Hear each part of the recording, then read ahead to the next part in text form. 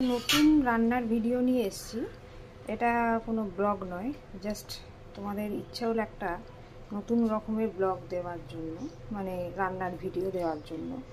তো মেয়ের টিফিন বানাচ্ছি, তাই জন্য তোমাদের সাথে শেয়ার করব ভাবলাম। তো মিক্সার গ্রাইন্ডারে প্রথমে এই মুসুর ডালটাকে সকালেই এই আধ ঘন্টা মতন ভিজিয়ে রেখেছিলাম। এই মুসুর ডালটাকে এবারে মিক্সিতে ঢেলে দেবো, আর দেব 2 কোয়া রসুন। এটা বাচ্চাদের জন্য বানাচ্ছি যেহেতু, তাই ঝাল টাল কিছু অ্যাড করছি না।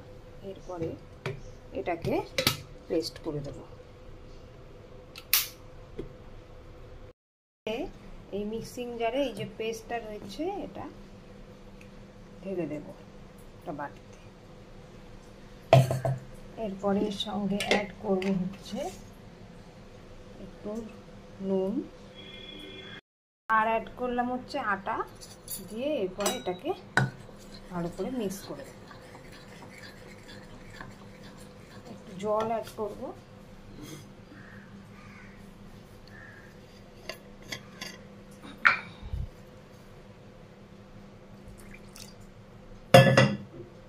এটাকে ভালো করে মিক্স করে দেব।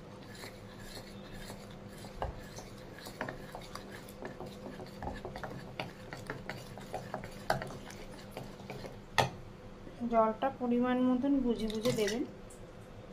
খুব মোটাও হবে না প্যানকেকটা, আবার পাতলাও হবে না। আমি বানাচ্ছি হচ্ছে মসুর ডালের প্যানকেক।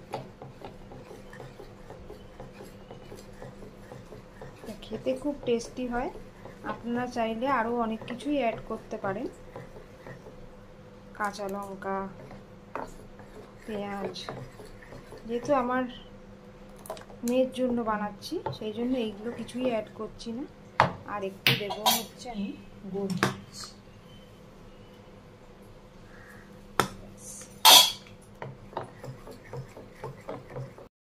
এবারে তেল গরম হচ্ছে, সাদা তেল দিয়ে দিয়েছি। গরম হলে তারপরে একটা একটা করে প্যানকেক বানাবো।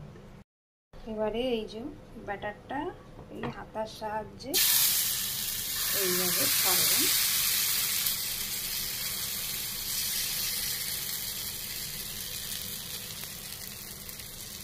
একবারে সিম আছে দিয়ে দিলাম, ভালোভাবে হতে থাক, তারপরে উল্টে দেবো।